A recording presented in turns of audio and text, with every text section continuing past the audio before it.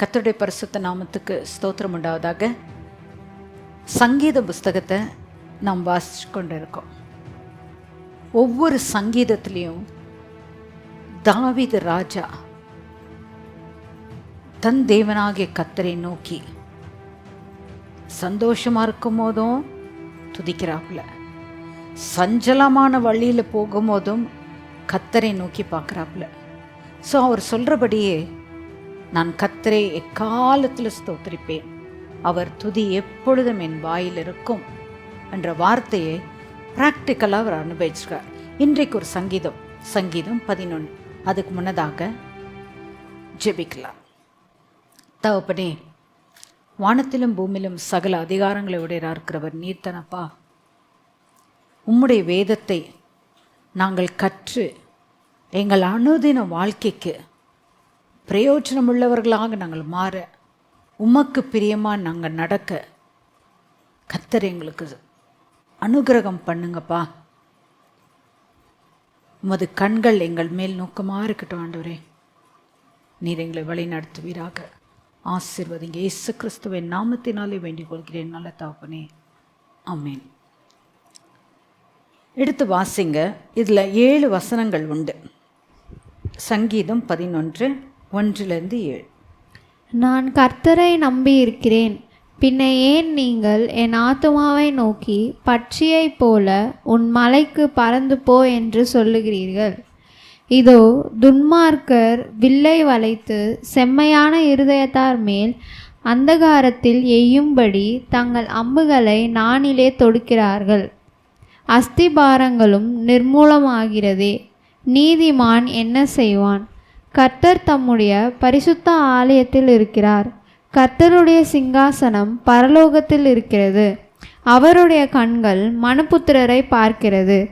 அவருடைய இமைகள் அவர்களை சோதித்தருகிறது. கர்த்தர் நீதிமான்களை சோதித்தருகிறார். துன்மார்க்கனையும் கொடுமையில் பிரியமுள்ளவனையும் அவருடைய உள்ளம் வெறுக்கிறது. துன்மார்க்கர் மேல் கன்னிகளை வருஷிக்க பண்ணுவார். அக்கினியும் கந்தகமும் கடுங்கோடை கொந்தளிப்பும் அவர்கள் குடிக்கும் பாத்திரத்தின் பங்கு. கர்த்தர் நீதியுள்ளவர், நீதியின் மேல் பிரியப்படுவார். அவருடைய முகம் செம்மையானவனை நோக்கி இருக்கிறது. அல்லேலூயா. சங்கீதக்காரன் சொல்றது, in the Lord I take refuge and I put my trust in the Lord. இந்த தாவீது ராஜா நல்லா பார்க்கலாமே, ஒரு சிங்காசனத்தில் உட்கார்ந்து அத்தனை பிரஜைகளும் மந்திரிமார்கள் எல்லாருக்கும் தனக்கு ஐஸ்வர்ய சம்பத்து எக்கச்சக்கமாக இருக்கு, திரளாய் சாவதானம் பண்ணி வச்சிருக்காப்புல. ஆனால் அவருடைய இருதயம் அது மேல் கிடையாது. அவருடைய நோக்கம் அதன் மேல் கிடையாது. அவருடைய நோக்கமெல்லாம் கர்த்தர் கர்த்தர் கர்த்தராகிய தேவன். ஏன்னா அவர் ஒரு ஆட்டு மேய்ச்சிட்டு இருந்த ஒரு இடையனாக தான் இருந்திருக்கிறார். அவரோட வாழ்க்கை பாருங்க, சாமுவேல் தீர்க்கதரிசி வந்து ஒரு ராஜாவை அபிஷேகம் பண்ணணுன்ட்டு தேவன் அப்படியே கொண்டு வர்றார். யூதா கோத்திரத்தில் இருக்கிற ஒரு மனுஷனை தெரிந்து ராஜாவாக மாற்றுறதுக்காக அவர் வந்திருக்கிறார். ஈசாயின் குடும்பத்தின் வாசலில் நிற்கிறார். அவர் சொல்கிறாரு, உன் மகன் எல்லாரையும் கூப்பிடுப்பா, நான் இங்கே வந்திருக்கேன், நான் பார்க்கணும். தகப்பன் ஒவ்வொரு மகனுங்களையாக கூப்பிடுறாரு. ஆனால் கர்த்தர் சொல்கிறாரு, நீயும் முகத்தை பார்க்குற, அவங்க தோற்றத்தை பார்க்குற, நான் உள்ளத்தை பார்க்குற. கடைசியாக எல்லா மகன் மேலேயும் கர்த்தர் இல்லைன்னு தான் சொல்கிறார். அப்போ கேட்குறார் தகப்பன் இடத்துல, வேறு யாராவது உங்களுக்கு பிள்ளை இருக்கா? ஆமாம், ஒரு பையன் இருக்கான், கடைசி பையன், அவன் ஆடுங்களை மேய்ச்சின்னு இருக்கான். அவனை கூப்பிட்டுங்க, அவன் வர வரைக்கும் நான் சாப்பிடாம நான் இங்கே இருக்க போகிறேன். புசியாமலும் குடியாமலும் இருந்தான். அப்போது ஆடுங்களை மேய்ச்சிட்டு வர ஒரு மனுஷன் எப்படி இருப்பான்? அழுக்கும் மண் எல்லாம் இருக்கும்னு நினைக்கிறேன். ஆனால் அந்த மனுஷன் வந்த உடனே கத்த சொல்ல, இவன் தான் இந்த இஸ்ரவேலை நடத்த போகிற மனுஷன்.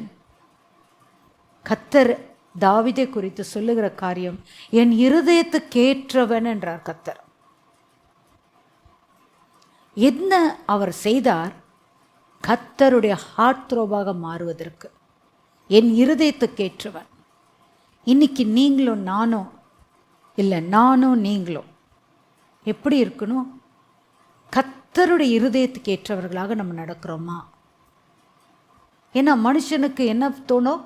தான் செய்யறதெல்லாம் கரெக்ட், தான் போகிற வழி தான் பர்ஃபெக்ட், நான் எடுக்கிற டிசிஷன் தான் டிசிஷன், மேனிப்புலேஷன் எல்லாம் வரும். ஆனால் கத்தர் அதில் பிரிய கிடையாது. கத்தர் பிரியம் எப்படி? அவரே சார்ந்து அவருக்கு பிரியமாக நடந்து, கத்தருக்கு பிரியமில்லாத காரியம் எனக்கு வேண்டாம், கத்தரை துக்கப்படுத்துகிற காரியம் எனக்கு வேண்டாம். இவ்விதமாக தனக்குள்ள தன்னைத்தானே பரிசோதனை பண்ணி தன் வழியை செம்மையான வழியில் நடக்கணும்னு பார்க்குற மனுஷன் தான் இந்த தாவீது. இந்த தாவீது இந்த சங்கீதம் எழுதும் போது என்ன சொல்கிறாரு? இந்த லார்ட் எப்படி டிக்ளேர் பண்ணுறப்ப, இந்த லார்ட் ஐ டேக் ரெஃப்யூஜ். ரெஃப்யூஜ்னா என்ன? அடைக்கலாம். இந்த ராஜாக்கு அத்தனை பெரிய ஐஸ்வர்யம் இருக்குது, அரண்மனை இருக்குது, எல்லாம் இருக்குது. ஆனால் அவர் என்ன சொல்கிறாரு? எனக்கு இதெல்லாம் கிடையாது ரெஃப்யூஜு, கத்தர் மேல் நம்பிக்கையாக இருக்கிறது தான் எனக்கு ரெஃப்யூஜே. உன் ஆத்துமாவே நீ ஏன் மலைக்கு ஓடுன்னு சொல்கிற? நான் தான் அடைக்கலமாக தேவனிடத்தில் காணப்படுகிறேனே, நான் போக வேண்டிய வேலை இல்லையே சொல்லி அறிக்கைடுறாப்புல. இன்றைக்கு நம்மளும் அப்படி தான் செய்யணும். நம்ம வாழ்க்கையில் அனுதினமும் பரிசோதித்து பார்க்கணும், நம்ம வாழ்க்கையை சீர்படுத்தணும். எங்கெங்கெல்லாம் நான் குறைப்பட்டிருக்கேன் பாருங்க. அல்பத்தனமான காரியத்துக்காக அந்த யூதாசு 30 வெள்ளிக்காசு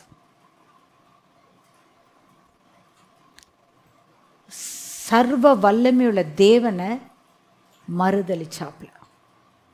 இன்னைக்கு நம்ம வாழ்க்கையில் நம்ம கையின் காரியங்களிலே நம்ம என்ன மறுதளிக்கிறோம், எந்தெந்த விதத்தில் துக்கப்படுத்துகிறோம், இது நம்ம சிந்திக்க வேண்டிய காரியம். மலைக்கு ஓடி போன்றாரே, நான் ஏன் மலைக்கு ஓடணும்? நான் என்னுடைய ரெஃப்யூஜ், என் அடைக்கலம் என் இயேசுதான், கர்த்தராகிய தேவன் தான். இன் thee O Lord I put my trust. 71ஆம் சங்கீதம் முதல் வசனத்தில் போடப்பட்டிருக்கு, அதிக இடத்துல சொல்லப்பட்டிருக்கு. ஆனால் இந்த வசனமும் அதோட ஒப்பிட்டு போகலாம். கர்த்தாவே, உம்மை நம்பி இருக்கிறேன், நான் ஒருபோதும் வெட்கம் அடையாதபடி செய்யும். 2வது வாசிங்கம்மா. உமது நீதிய நிமித்தம் என்னை விடுவித்து என்னை காத்தருளும். உமது செவியை எனக்கு சாய்த்து என்னை ரட்சியும். நான் எப்பொழுதும் வந்தடையத்தக்க கண்மலையாயிரும். என்னை ரட்சிப்பதற்கு கட்டளையிட்டீரே. நீரே என் கண்மலையும் என் கோட்டையுமாய் இருக்கிறீர். என் தேவனே, துன்மார்க்கருடைய கைக்கும் நியாயக்கேடும் கொடுமையும் உள்ளவனுடைய கைக்கும் என்னை தப்புவியும். கர்த்தராகிய ஆண்டவரே, நீரே என் நோக்கமும் என் சிறு வயது தொடங்கி என் நம்பிக்கையுமாய் இருக்கிறீர். ஸோ அந்த ஆடுங்களை மேய்ச்சிட்டு இருக்கும் போது கூட அவருடைய நம்பிக்கை எங்க இருந்தது? கர்த்தராகிய தேவன் மேல் இருந்தது.